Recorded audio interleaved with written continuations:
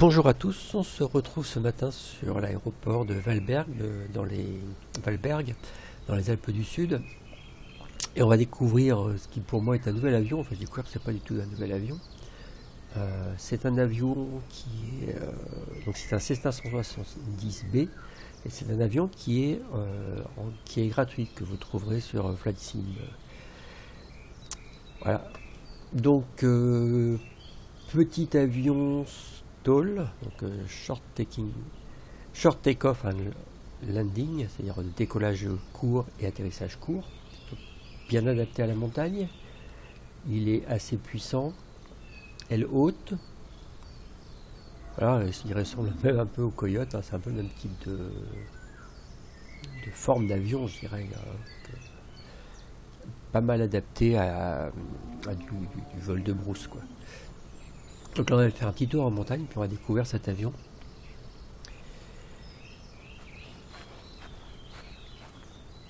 Et on va aller jusque la station d'Isola, où il y a une autre altisurface qui est très intéressante également. Allez, on monte à bord. Okay. Donc au niveau de l'équipement de l'avion, c'est assez rustique, hein, c'est assez ancien. C'est un avion qui date des années 50, ça. Et donc on va le démarrer.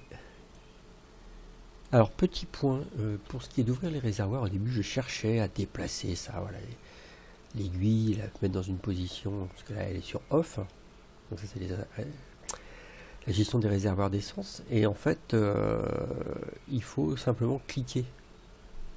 Vous voyez, normalement en Flight Simulator ça devient bleu à un endroit, enfin les zones actives deviennent bleues, là ça ne devient pas bleu, et en fait il suffit de cliquer comme on veut. Hop, et ça bouge. Mais j'ai fait plusieurs vols avant de comprendre le truc. Ok. Alors, est-ce que ça s'est démarré? Oui.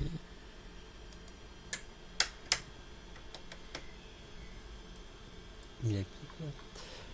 Je me demande si mon... Ah oui, il est actif. Ouais, si le SpadNex était actif. Donc SpadNex, c'est le logiciel qui permet de gérer les touches, en fait. Les joysticks, tous les instruments, beaucoup plus puissant que le... Donc c'est payant, mais c'est beaucoup plus puissant que que ce que propose en natif Flight Simulator. Ok, alors qu'est-ce que j'ai oublié?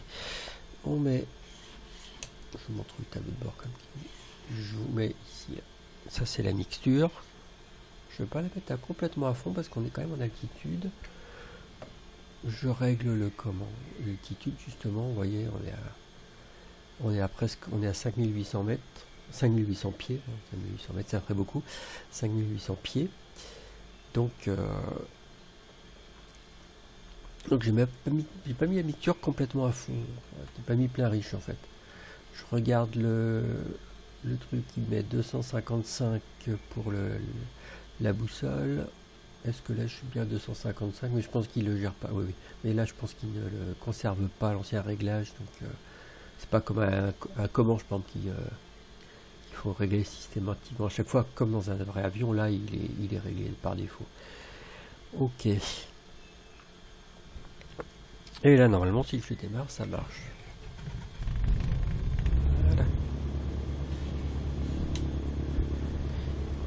Ok, je vais mettre un écran de volet. J'ai encore l'impression d'oublier quelque chose. Oui, bien sûr, la batterie avionique. Alors, c'est un appareil comme je vous le présente. Donc, il a équipement classique, hein, l'altimètre, le badin, le conservateur de cap. Il y a un horizon artificiel qui est cette forme-là, à l'ancienne, on va dire. Il y a d'autres, le vario, le contour,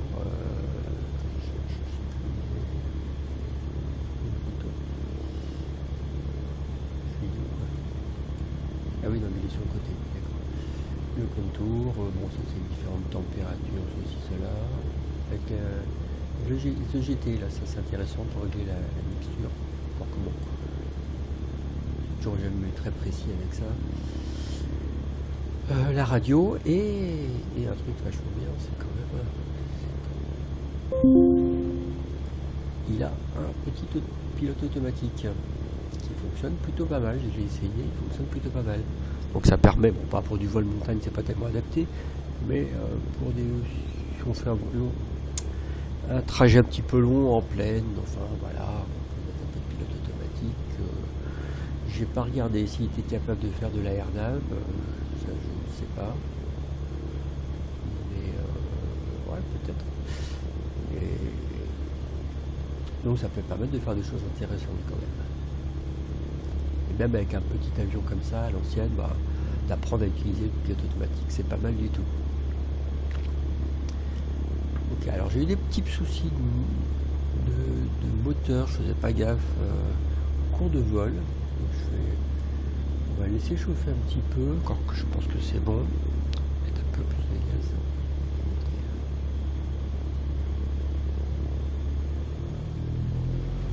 Oula, ça va aller vite.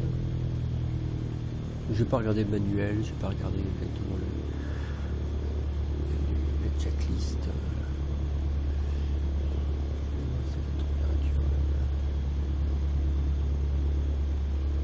C'est 150 degrés Fahrenheit d'huile, je pense que c'est suffisant.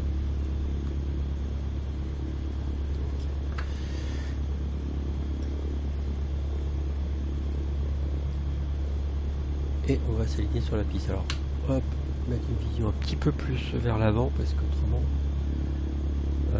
on voit rien. Et je retire le frein. Tout petit devant de la gauche.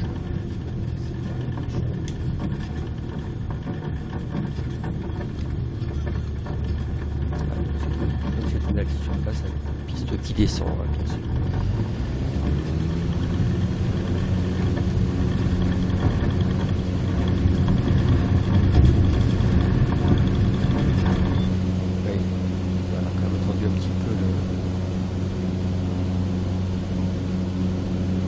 L'arme de décrochage, mais il y avait les arbres en face, un petit peu trop sur la gauche. Et vous voyez qu'il a décollé extrêmement vite.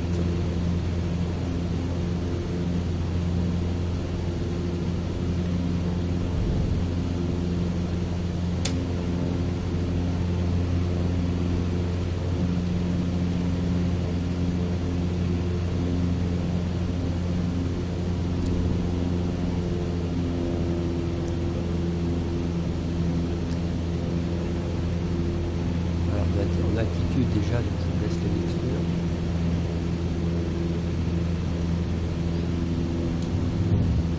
J'ai oublié d'enlever le trempe-volet, c'est pas grave.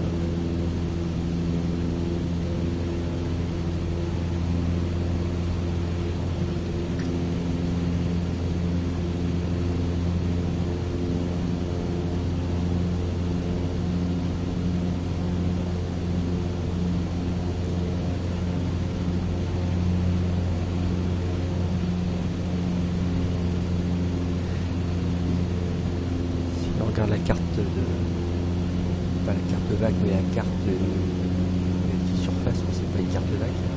Le Valberg, il dit qu'il ne faut pas survoler la station. Golf.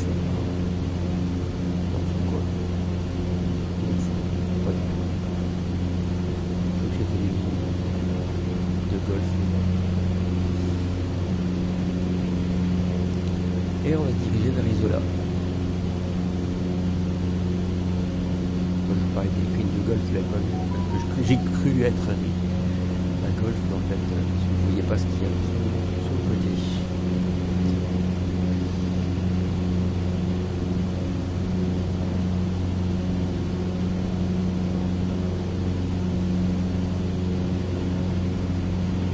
Alors si on suit les consignes pour arriver à la station d'Isola, c'est le parc du Mercantour, on traverse un tout petit peu le parc du Mercantour, qui se passe à 3300 pieds au sol, c'est-à-dire à 1000 mètres au sol. Donc si on survole le relief, on peut avoir un petit souci et être en dessous de ces 1000 mètres au sol. Donc que ce qu'il faut faire c'est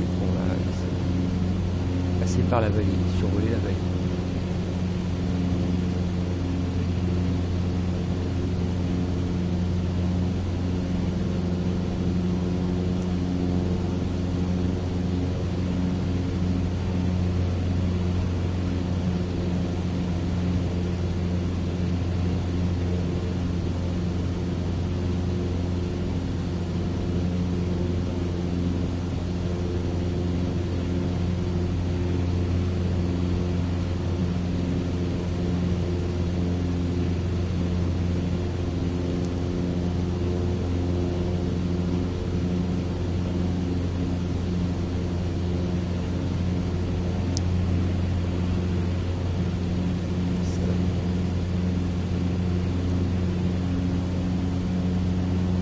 Un peu le paysage.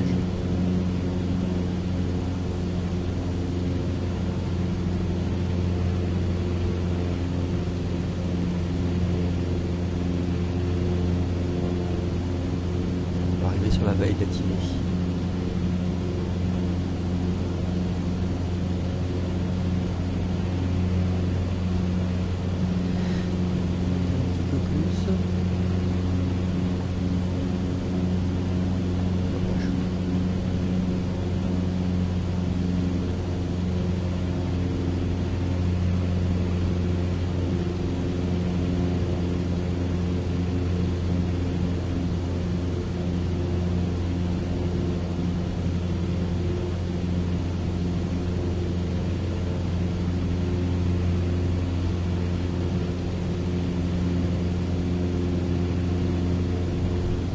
Donc il y a vraiment un avion ça m'a surpris parce que je l'avais peut-être aperçu, je l'avais pas essayé, je n'étais pas intéressé. Bon, ça doit être un truc gratuit, donc c'est pas au top du top, bon, il y a sûrement mieux. Voilà, mais en fait, il s'avère que il n'est pas si mal que ça. Bien adapté à la montagne, je pense. Même si je ne l'ai pas encore beaucoup essayé en montagne, mais pas être mal du tout.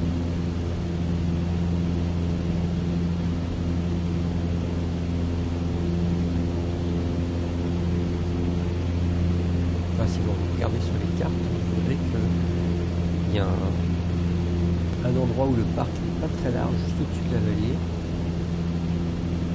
et où vous pouvez passer. Autrement, la station d'Isola serait difficilement accessible par les airs.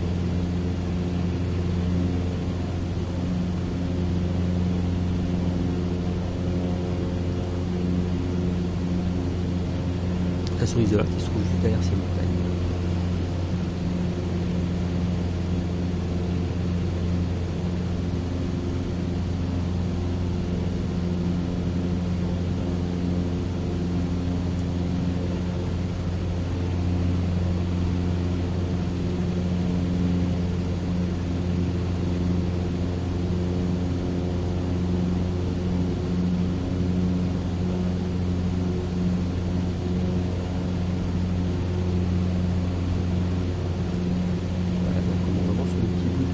Vallée qu'on fait dans le parc, bien rester dans la vallée.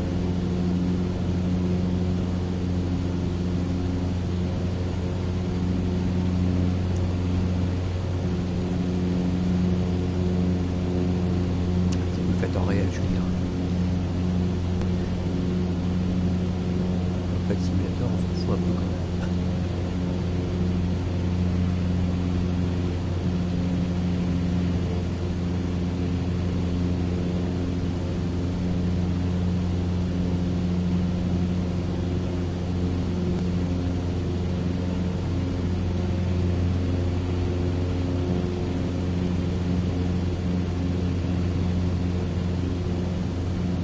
Ça peut vous servir sur des réseaux comme Ivao, de respecter les consignes.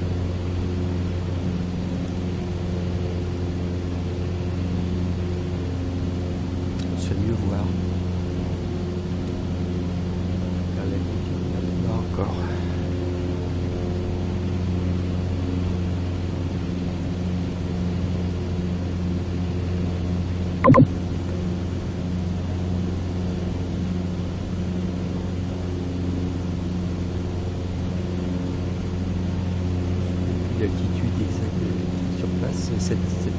100.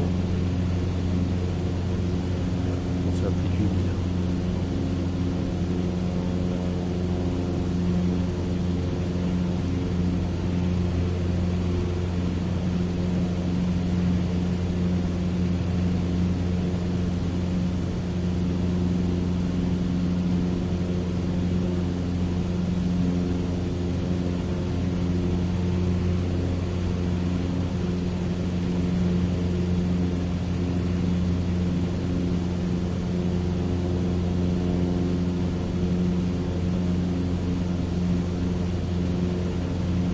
Alors le circuit pour atteindre les risques qu'il faut se faire, le faire main droite. Après on voit pas forcément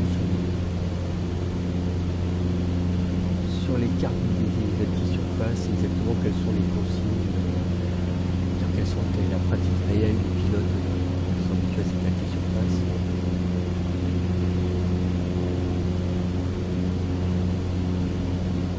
En général, les pilotes qui vont sur une acquis surface, ils vont avec quelqu'un qui connaît, qui va leur donner les bonnes consignes. C'est une acquis surface que pas l'occasion de pratiquer en réel.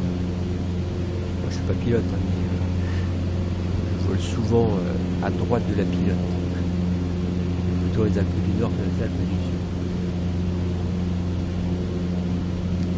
Voilà, on va arriver sur la station d'Isola.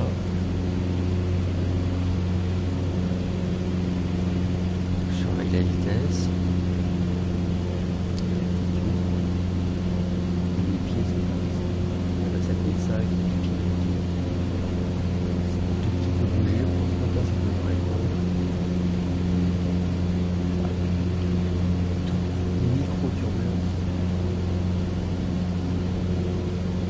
L'avion est tout petit peu bougé.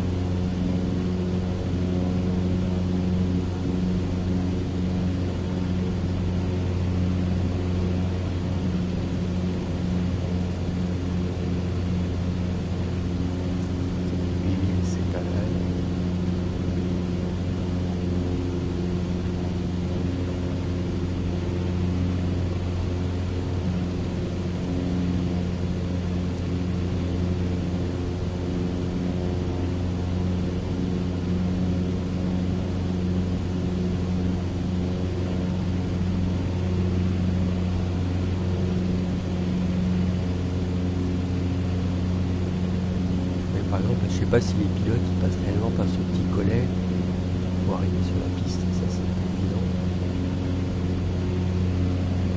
Est-ce qu'on peut aller beaucoup plus à gauche dans la vallée? Alors cette piste elle est où? Ok, vue.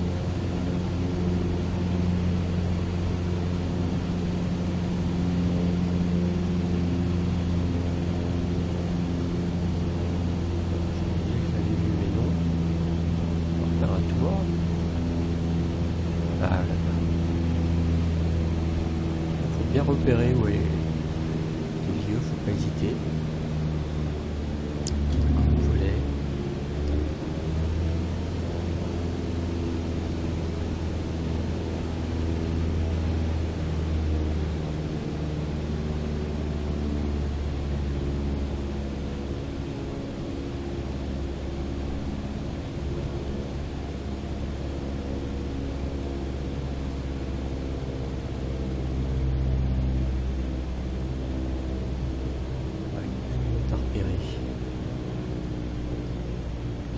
Aussi.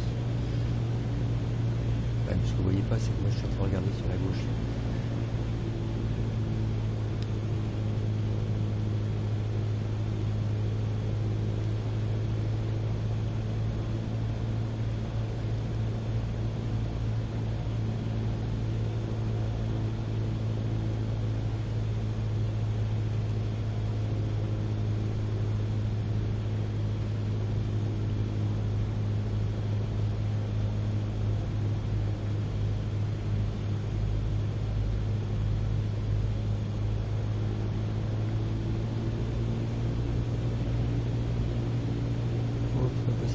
pas bien. Je suis...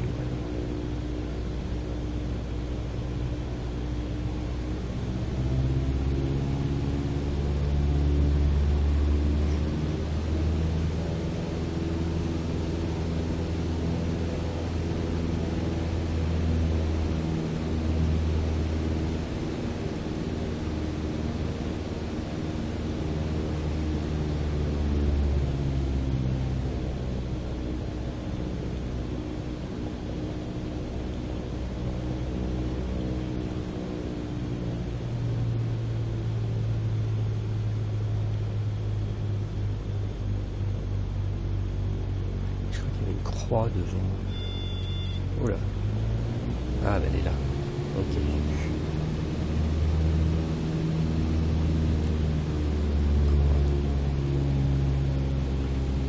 Voilà, là il y a une croix. Un passage là. Ok. On va refaire un passage bas dessus. Et partir en éloignement. Vitesse.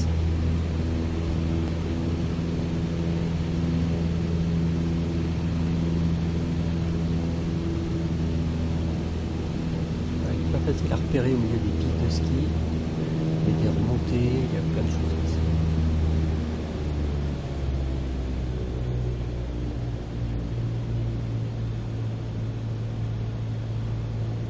Ok, on voit la croix. Allez, on va maintenant.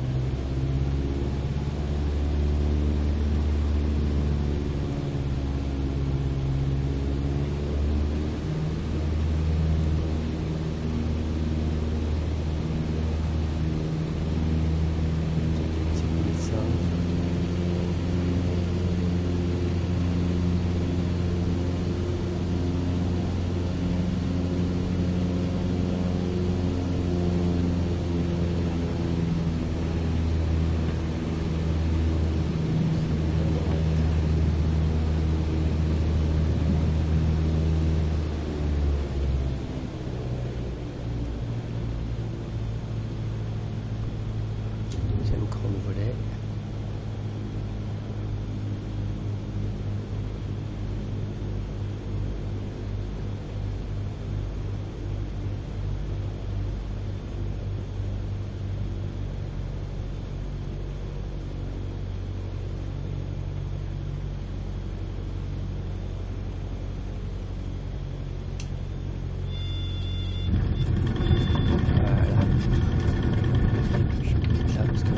On voit pas grand chose. Ok. Magnifique.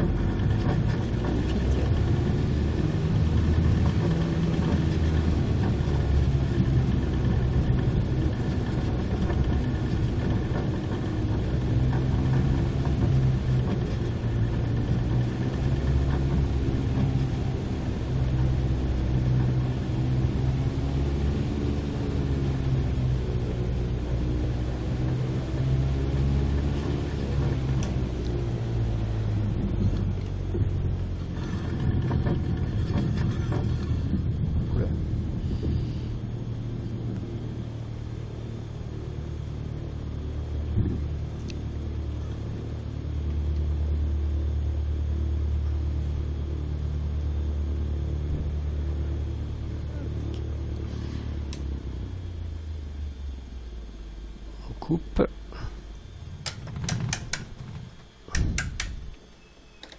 Essayer de le ranger un peu mieux. Voilà, je suis juste derrière le truc. Oh bah là je suis pas si mal que ça. Ah mais il bouge encore, pourquoi il bouge? Comment ça se fait qu'il bouge? Je sais pas si vous voyez qu'il bouge un peu. Alors qu'il y avait bien le frein de parc pourtant. On va mettre les cales.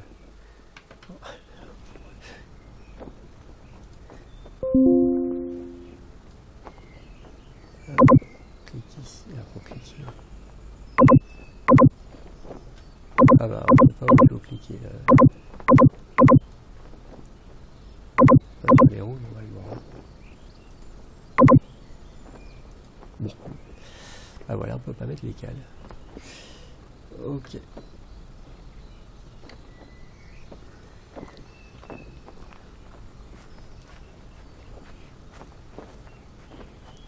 qu'on mette lesquels.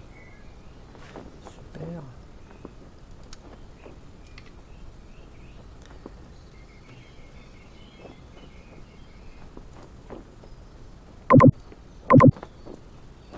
Bon, bref. Donc, ben voilà. Donc, petit vol Valberg Isola. En essence l'avion, donc c'est un avion gratuit. Franchement, pour la montagne, je trouve qu'il est pas mal du tout.